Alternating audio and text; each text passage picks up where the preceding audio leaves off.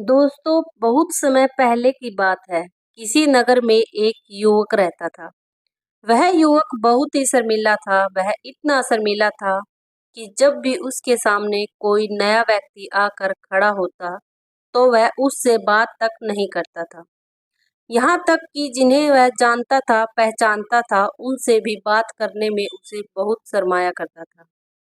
वह उनसे भी ठीक से बात नहीं कर पाता था और अपनी इस समस्या के कारण वह खुद ही बहुत परेशान रहता था, क्योंकि वह अपने जीवन में कुछ कर ही नहीं पा रहा था। धीरे धीरे समय बीतता गया और समय बीतने के साथ साथ उस युवक की शर्माने की आदत भी बढ़ती चली गई, जिसके कारण वह अत्यधिक निराश रहने लगा, परेशान रहने लगा, चिंतित रहने लगा। उसे यह समझ नहीं आ रहा था कि वह अपनी इस समस्या से किस तरह से छुटकारा पाए। उसके घर वाले भी अब उसकी इस समस्या को लेकर बहुत चिंतित रहने लगे थे। वे सोचते थे कि इसका क्या होगा, यह अपने जीवन में कुछ कर पाएगा भी या नहीं। जब भी वह कहीं पर काम के लिए जाता तो लोग उसके इस सीधेपन का फायदा उठाते, उसे परेशान करते। वह कुछ ज्यादा कह नहीं पाता था, जिसके कारण उसे कोई कुछ भी कह देता और वहां से चला जाता था। इन्हीं सब कारणों की वजह से उसका मन कहीं भी किसी भी काम में नहीं लगता। वह हर काम को कुछ ही दिनों में छोड़ दिया करता। उसके मन में बहुत कुछ चल रहा था। उसके मन में विचारों के तूफान उठ रहे थे। वह सबसे बहुत कुछ कहना चाहता था, लेकिन अपनी इस आदत के कारण वह किसी से कुछ नहीं कह पा रहा था। वह अंदर ही अंदर घुटता जा रहा था। सारे विचार, सारी बातें उसके मन में ही दबी पड़ी थी, लेकिन कभी भी वह किसी से भी अपने मन की बात नहीं बताता था। जब छोटा सा बच्चा था, तब उसे लोग बहुत पसंद करते थे। उसकी इस आदत को भी लोग सराह देते थे। लेकिन इसी आदत की वजह से जब वह बड़ा हो गया, युवा हो गया, तो इसी आदत के कारण उसे अपना जीवन जीने में भी अत्यधिक परेशानियां उठानी पड़ रही थी। और वह युवक भी अपनी इस गलती के कारण बहुत परेशान रहता था। अपनी इस एक आदत से छुटकारा पाना चाहता था। वह चाहता था कि वह लोगों से अपने मन की बात खुलकर कह पाए। जो कुछ करना चाहता है, जो कुछ कहना चाहता है, वह सबसे खुलकर कह सके। लेकिन जब भी कोई दूसरा उसके सामने आता तो उसकी जुबान मानो खुलती ही नहीं। यहाँ तक कि वह अपने माता पिता के सामने भी ठीक से बात नहीं कर पाता था। केवल उसके कुछ मित्र थे जिनसे वह अपने मन की बात कर पाता था। जब वह किसी बात का जवाब देता तो लोग उसकी हंसी उड़ाते थे, उसका मजाक बनाते थे। लोग कहते थे कि आज तो तेरे मुंह में भी जबान आ गई है। यह समस्या इस दिन ब दिन बढ़ती चली जा रही थी और इस समस्या के कारण अब उसके पिता भी अत्यधिक चिंतित रहने लगे थे। वह चाहते थे कि उनका बेटा भी दूसरों के सामने अपने मन की बात रख सके। लेकिन एक दिन जब अपने उस बेटे को दूसरों के सामने शर्मिंदा होता हुआ देख रहे थे, तभी उन्हें बहुत क्रोध आया और वह अपने बेटे को खरी खोटी सुनाने लगे। उन्होंने इसे इतना डांट दिया कि वह युवा लड़का अत्यधिक क्रोधित हो गया और वहां से बिना कुछ कहे वहां से चला गया। शाम हो चुकी थी और अब तक उनका बेटा घर नहीं लौटा था। माता और पिता दोनों बड़े चिंतित थे। वे अपने बेटे को वापस घर पर देखना चाहते थे, लेकिन युवा लड़का तो भागते भागते पहाड़ की चोटी पर जा पहुंचा था। वह वहां से नीचे की ओर झांक रहा था और ईश्वर से कह रहा था, हे भगवान, आपने मुझे ऐसा क्यों बनाया? लोग मेरा मजाक उड़ाते हैं, लोग मेरी हंसी उड़ाते हैं। जब मैं इस दुनिया में अपने मन की बात रख ही नहीं सकता, मैं किसी से कुछ कह ही नहीं सकता, तो फिर मैं इस जीवन को जीकर क्या करूंगा? जब मैं किसी से कुछ कहने की कोशिश करता हूँ, तो लोग मेरा मजाक बनाते हैं, मेरी हंसी उड़ाते हैं। यहाँ तक कि वह मुझसे कुछ भी कहकर चले जाते हैं और मैं उनका जवाब नहीं दे पाता। ऐसा जीवन जीकर मुझे क्या मिलेगा? इसीलिए मैं तेरे पास आ रहा हूँ। इतना कहकर जैसे ही वह युवक कूदने की तैयारी कर रहा था कि तभी पीछे से आवाज सुनाई पड़ी, बेटा, जान देना तो बहुत आसान है, लेकिन इस जान को तुम वापस नहीं पा सकोगे। जैसे ही यह आवाज उसके कानों में पड़ी, वह पीछे मुड़कर देखने लगा। उसने जैसे ही पीछे मुड़कर देखा, उसने पाया कि एक बौद्ध भिक्षु उसके पीछे खड़े हैं। उन्हें देखकर वह डर सा गया और अपने कदम पीछे खींच लिए और चुपचाप वहां पर खड़ा हो गया।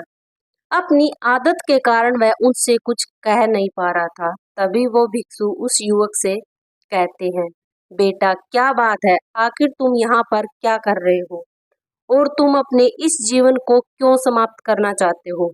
यह अनमोल जीवन बहुत कम लोगों को नसीब होता है और तुम्हें यह जीवन व्यर्थ लगता है। इस पर वह युवक कहता है, नहीं नहीं, कुछ नहीं, मैं तो बस यहाँ पर खड़ा होकर देख रहा था।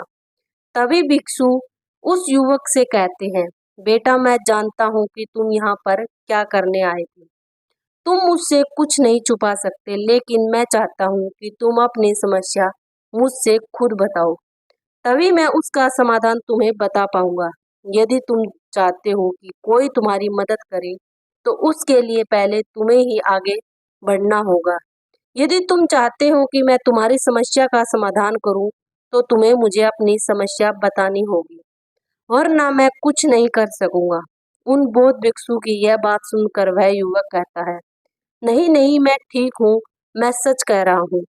उस युवक की यह बात सुनकर बौद्ध भिक्षु उस युवक से कहते हैं, ठीक है बेटा, यदि तुम नहीं चाहते कि मैं तुम्हारी मदद करूं, तो कोई बात नहीं, मैं तुम्हारी बात पर विश्वास कर लेता हूँ। लेकिन तुम्हें भी मेरी एक बात पर विश्वास करना चाहिए कि मैं तुम्हारी मदद के लिए ही यहाँ पर आया हूँ। तुम चाहो तो अपनी समस्या मुझे बता सकते हो और मैं तुम्हारी इस समस्या का समाधान भी अवश्य करूंगा। इसका जवाब देखते हुए युवक उन बौद्ध भिक्षु से कहता है, नहीं नहीं, मैं ठीक हूँ, आप जाइए। इस पर वह बौद्ध भिक्षु उस युवक से कहते हैं, ठीक है बेटा, यदि तुम चाहते हो कि मैं यहाँ से चला जाऊं, तो मैं यहाँ से चला जाता हूँ। लेकिन मेरी एक बात याद रखना, मेरे जाने के बाद मैं तुम्हारी कोई मदद नहीं कर पाऊंगा और हो सकता है कि तुम्हारी मदद के लिए कोई और आगे भी ना आए। इतना कहकर बौद्ध भिक्षु पीछे की ओर मुड़े और अपने मार्ग में आगे बढ़ने लगे। वह युवक वहीं पर खड़ा होकर यह सब देख रहा था। जैसे ही वह कुछ दूर पहुंचे, तभी उस युवक ने जोर से आवाज लगाई, गुरुदेव, मेरी समस्या बहुत बड़ी है, क्या आप इसका समाधान कर सकोगे? क्या आप मुझे उसका समाधान दे सकोगे? यह सुनकर बौद्ध भिक्षु वहीं पर खड़े हो गए और पीछे मुड़कर उन्होंने उस युवक की बात का जवाब देते हुए कहा, बेटा, इस दुनिया में कोई भी ऐसी समस्या नहीं है जिसका कोई समाधान ना हो। यदि तुम मुझे अपनी समस्या बताओगे, तो मैं उसका समाधान अवश्य करूंगा। तभी वह युवक उन बौद्ध भिक्षु से अपनी समस्या बताते हुए कहते हैं, गुरुदेव, मेरी एक बहुत बड़ी समस्या है कि मैं शर्मीला हूँ, जिसके कारण मैं किसी से कोई बात नहीं कर पाता। यहाँ तक कि मैं अपने मन की बात भी किसी को नहीं बता पाता। जब भी मैं किसी से बात करने की कोशिश करता हूँ, तो लोग मेरा मजाक उड़ाते हैं, मेरी हंसी उड़ाते हैं। जब भी मुझे कोई खरी खोटी सुनाता है, उल्टी सीधी बातें करता है, तो मैं उनका जवाब नहीं दे पाता। मैं लोगों की तरह चालाक बनना चाहता हूँ, लोगों की तरह बातों का जवाब देना चाहता हूँ, अपने मन की बात करना चाहता हूँ। मैं इस दुनिया के साथ कदम से कदम मिलाकर आगे बढ़ना चाहता हूँ। क्या इसका कोई समाधान है?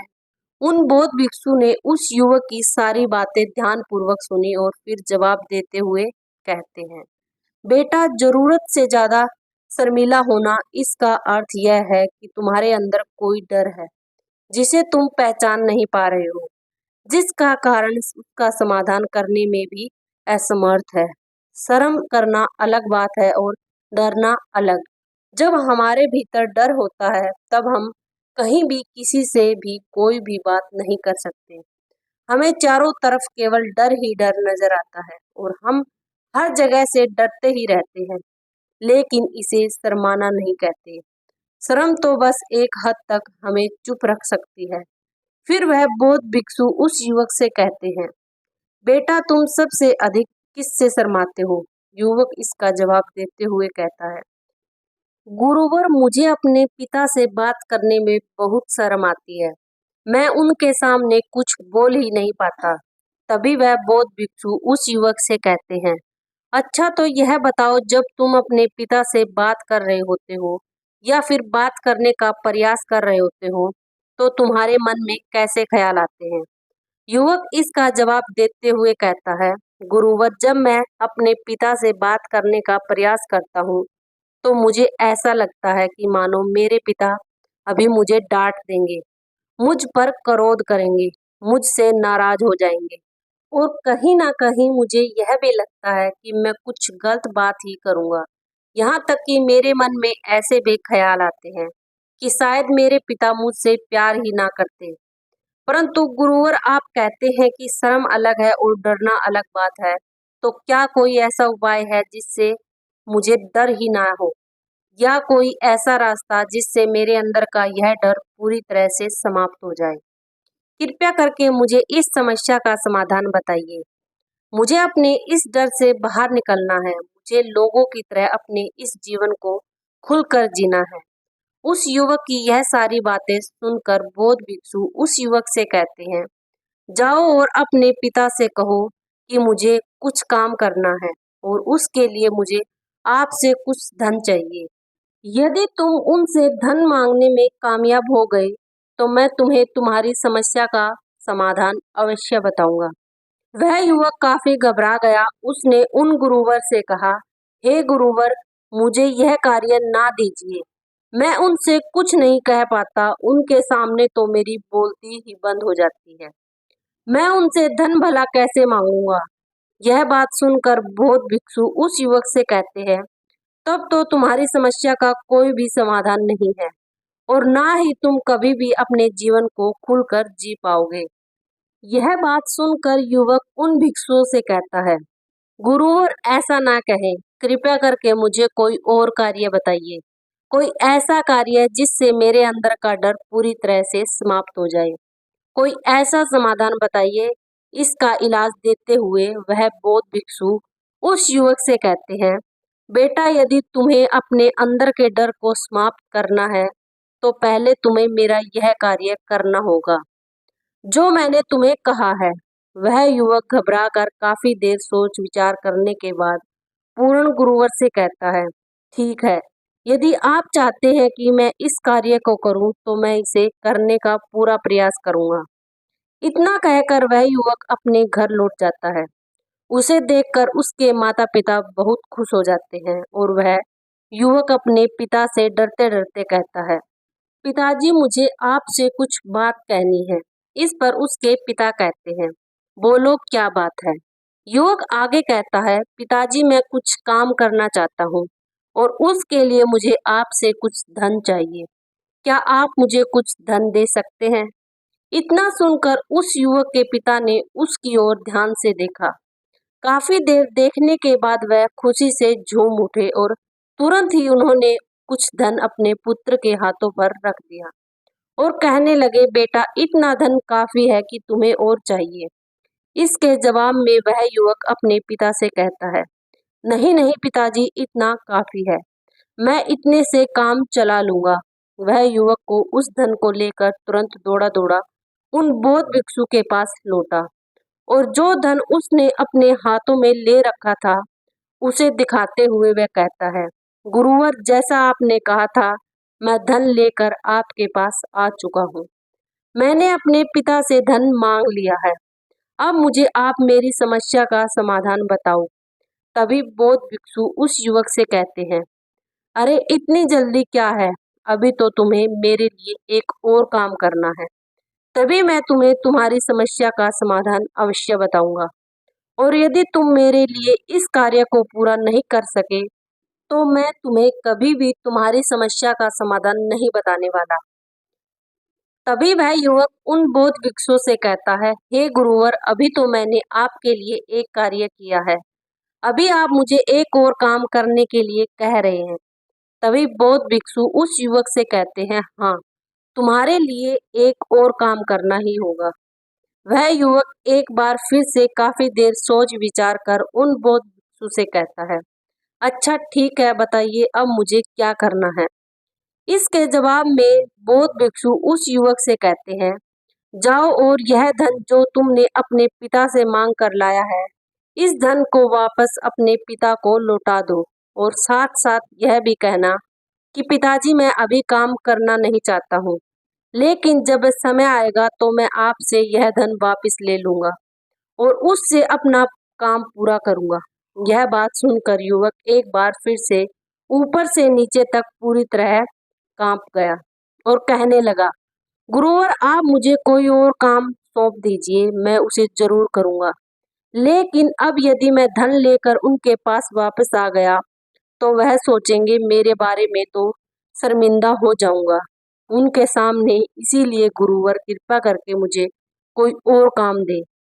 तभी बौद्ध भिक्षु उस युवक से कहते हैं, बेटा, जो काम मैंने तुम्हें सौंपा है तुम्हें उसी कार्य को पूरा करना होगा, अन्यथा तुम्हारी समस्या का समाधान मैं तुम्हें नहीं बताने वाला। काफी देर सोच विचार करने के बाद वह उन बौद्ध भिक्षु से कहता है, ठीक है गुरुवर, मैं वापस जाता हूँ और यह धन लौटा कर मैं भी आता हूँ। वह तुरंत दौड़ा दौड़ा अपने पिता के पास वापस लौटा और उसने अपने पिता से कहा, पिताजी, मैं यह धन अभी नहीं लेना चाहता, अभी यह धन आप मुझसे वापस ले लीजिए। जब मुझे कोई काम पड़ेगा तो मैं आपसे यह धन वापस ले लूंगा। उसके पिता ने उस युवक की तरफ घूर घूर कर काफी देर तक देखा और फिर मुस्कुराते हुए कहने लगे, बेटा, मैं समझता हूँ कि किसी भी काम को शुरू करने से पहले हमें उसके बारे में जानकारी इकट्ठी करनी चाहिए। उसके बारे में समझना जरूरी है, कब क्या करें और कब तक करना है, इसके बारे में भी हमें जानकारी लेनी जरूरी है। कोई भी काम ऐसे ही नहीं शुरू किया जा सकता। और जब हम इन सभी के बारे में सही जानकारी प्राप्त कर लेते हैं तभी हमें धन लगाना चाहिए। मुझे बहुत खुशी है कि तुम यह निर्णय सही लिए हो। जब तुम्हें यह समझ में आ जाए कि जो कार्य तुम करने जा रहे हो वह तुम्हारे लिए उचित है, तब तुम चाहो तो धन वापस ले सकते हो। युवक अपने पिता से यह सारी बातें सुनकर मन ही मन बहुत प्रसन्न था। उसने यह तो उम्मीद तक नहीं की थी कि उसके पिता हंसकर उसे इस तरह से सारी बातें समझाएंगे। वह मन ही मन यह सब सोच रहा था कि तभी उसके पिताजी उसके और करीब आए और अपने उस युवक बेटे को गले से लगा लिया। जैसे ही उसके पिता ने उस युवक को गले से लगाया, उसको बहुत अच्छा महसूस हुआ। उसका आत्मविश्वास, उसका हौसला और बढ़ता गया। उसके बाद युवक वापस पुनः गुरुवर के पास लौटा और कहने लगा, गुरुवर, जैसा आपने कहा था मैंने बिल्कुल वैसा ही किया है। मैंने धन अपने पिता को वापस कर दिया है। अब तो कृपया करके मुझे मेरी समस्या का समाधान बता दीजिए। तभी बौद्ध भिक्षु उस युवक की तरफ देखकर मुस्कुराते हैं और इस युवक से कहते हैं, बेटा, इतनी जल्दी क्या है, अभी तो तुम्हें मेरे लिए एक और काम करना ही पड़ेगा।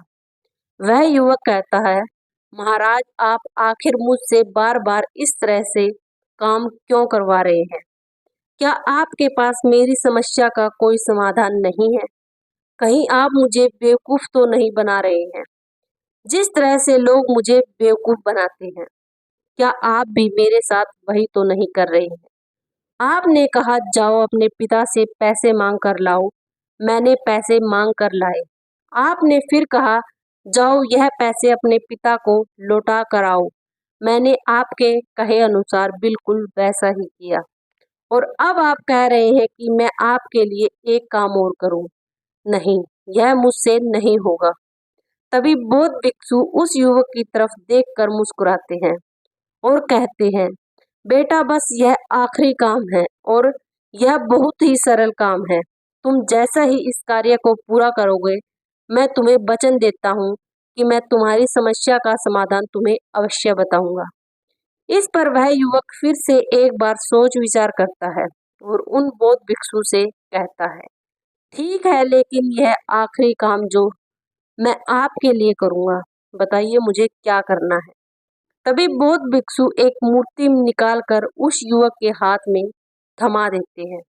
वह मूर्ति देखने में बहुत ही साधारण सी थी, लेकिन वह बौद्ध भिक्षु उस युवक से कहते हैं, बेटा, तुम्हें इसे बाजार में ले जाना है, इसे बेचना है और इसके बदले में तुम्हें 100 सोने के सिक्के लेकर आने हैं।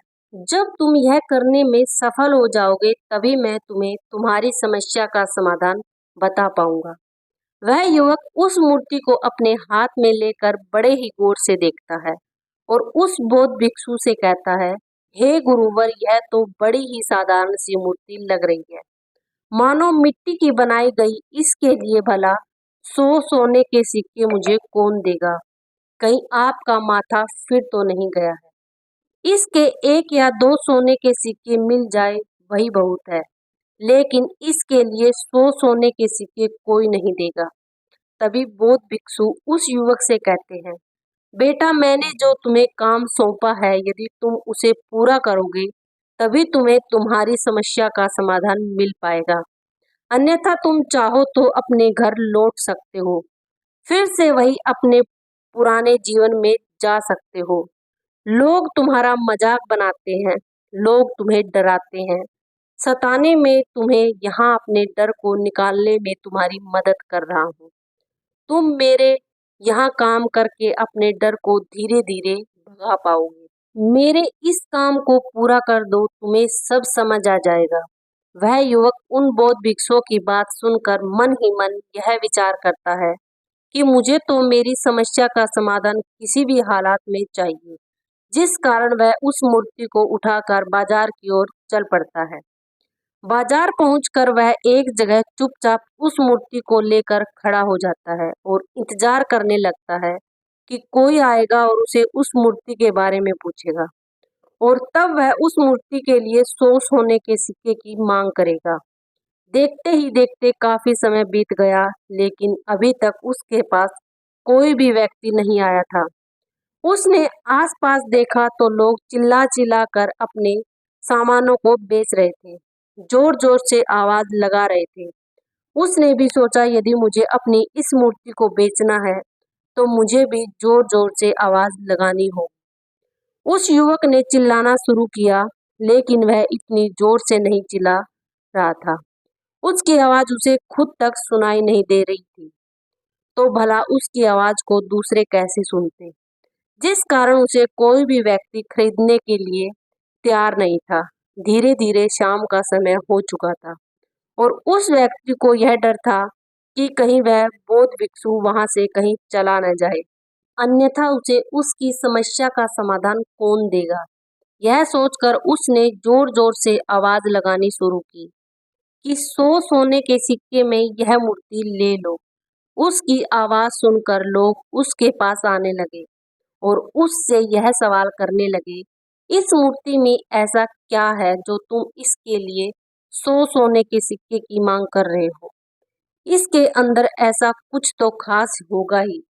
युवक काफी देर सोच विचार कर उस युवक से कहता है, नहीं नहीं, मुझे कुछ नहीं पता, मैं तो बस यह मूर्ति यहाँ पर बेचने आया हूँ। तभी उसमें से एक युवक उस युवक से कहता है, अगर ऐसी बात है तो इस मूर्ति को कोई नहीं खरीदने वाला। आखिर इस मूर्ति में ऐसा क्या खास है जिसके लिए तुम सोने के सिक्के की मांग कर रहे हो? यह तो तुम्हें बताना ही पड़ेगा। धीरे धीरे कई लोग उसके पास आए और सभी ने बस एक ही सवाल किया, आखिर इस मूर्ति में ऐसा क्या खास है, ऐसी क्या बात है जिसके लिए तुम सोने के सिक्के की मांग कर रहे हो? उस युवक ने उससे बातचीत की, उन्हें समझाने की कोशिश की, कई प्रयत्न किए, लेकिन कोई भी उस मूर्ति को सोने के सिक्के देकर खरीदने के लिए तैयार नहीं था। वह निराश हो गया, उसे कुछ समझ नहीं आ रहा था कि वह क्या करे। तभी बाजार में उसने देखा कुछ लोग अपने सामानों की खासियत बता रहे हैं, उसे बेचने के लिए उसकी खास खास बातों के बारे में लोगों को समझा रहे हैं। यह देखकर उसने भी सोचा कि मुझे भी इस मूर्ति की कुछ खासियत लोगों को बतानी है। उसके लिए फिर एक बार जोर जोर से आवाज लगानी शुरू की, समस्या का समाधान निकालने वाली मेरी गुरु की इकलौती मूर्ति, जो इस दुनिया में केवल एक ही है, जिसके पास भी यह मूर्ति होगी उसके घर में कोई समस्या नहीं होगी। यह मूर्ति उस समस्या का समाधान तुम्हें अवश्य बताएगी। यह सुनकर लोग उसके पास पहुंचने लगे और उसे यह सवाल करने लगे, क्या सच में यह मूर्ति जिसके पास होगी उसके पास कोई समस्या नहीं होगी? क्या सच में यह सभी समस्याओं का समाधान करती है? उसका जवाब देते हुए युवक कहता है, हाँ, सभी समस्याओं का समाधान कर देती है। यदि आप इस मूर्ति को ले जाते हैं, आपके घर में कोई भी समस्या होगी, तो उसका समाधान यह आपको अवश्य बताएगी। चाहे कोई भी समस्या हो, कैसी भी समस्या हो, कैसी भी परिस्थिति हो, आपको इसका समाधान अवश्य मिलेगा। इतना सुनने के बाद अब वह एक मूर्ति सबको चाहिए थी। उस मूर्ति के दाम लगाने लगे, कोई उसे 200 सोने के सिक्के, तो कोई 400, कोई 600, तो कोई 1000 सोने के सिक्के देने के लिए तैयार था। उस मूर्ति की कीमत लगातार बढ़ती जा रही थी। जैसे जैसे लोगों को पता चलता जा रहा था कि यह मूर्ति लोगों की समस्या का समाधान करती है, तो लोग उसे किसी भी कीमत पर खरीदने के लिए तैयार हो गए। अब वह युवक भी आत्मविश्वास के साथ और जोर से चिल्ला रहा था, लोगों को उस मूर्ति के बारे में समझा रहा था, बता रहा था।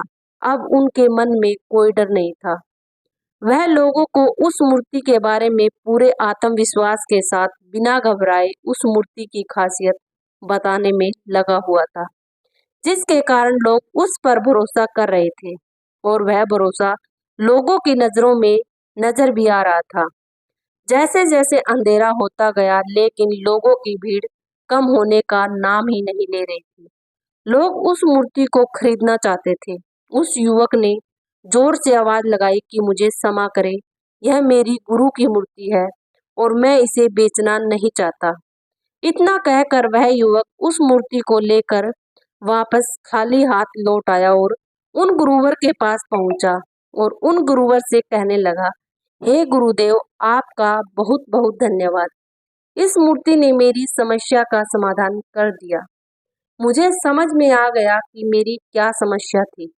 हालांकि मैं इसे बेचकर सोने के सिक्के तो आपके लिए नहीं ला पाया, लेकिन मुझे मेरी समस्या का समाधान अवश्य मिल गया। आपका बहुत बहुत धन्यवाद। इस बात को सुनकर बौद्ध भिक्षु उस युवक से कहते हैं, बेटा, मैंने तुम्हारी समस्या का समाधान नहीं किया है, तुमने तो खुद ही अपनी समस्या का समाधान किया। अपनी समस्या तुमने खुद ही सुलझा ली है। तुम्हारे मन में हजारों सवाल थे, मैं यह करूंगा तो लोग मेरे बारे में क्या सोचेंगे, यदि मैं अपना मुंह खोलूंगा तो लोग मेरे पर हंसेंगे, यदि मैंने मुंह खोला तो मैं कुछ गलत ही करूंगा। ऐसे कई सारे विचार तुम्हारे मन में थे, ऐसे कई सारा डर तुमने अपने मन में पाल रखा था। लेकिन जब इस मूर्ति के बेचने के दौरान तुमने उन हजार लोगों का सामना किया, उनके सामने खुलकर अपनी बात रखी, उनके सामने खुलकर वह कहा जो तुम्हें कहना था, तो तुम्हारे मन का डर खुद ब खुद समाप्त हो गया, जिसे तुमने शर्माते हुए नहीं कहा था। वह अपने आप ही तुम्हारे भीतर से कहीं गायब हो गया।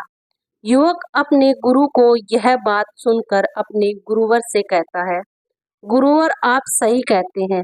आपने आज मेरे मन में वह विश्वास जगा दिया जिसे मैं अब अपने जीवन में कुछ भी हासिल कर सकता हूँ।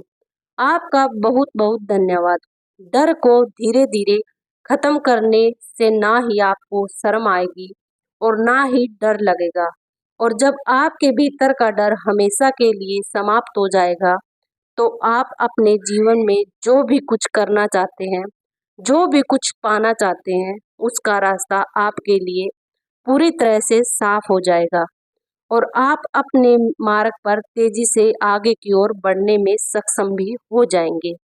इसीलिए लोग क्या कहते हैं, क्या कहेंगे, यह सब छोड़ दीजिए और खुद पर विश्वास कीजिए, क्योंकि आप ही हैं जो अपने इस डर का सामना कर सकते हैं। अगर यह कहानी आपको अच्छी लगी हो, आपको इससे कुछ अच्छी सीख मिली हो, तो आप वीडियो को लाइक, शेयर एंड चैनल को सब्सक्राइब करना ना भूलें। धन्यवाद।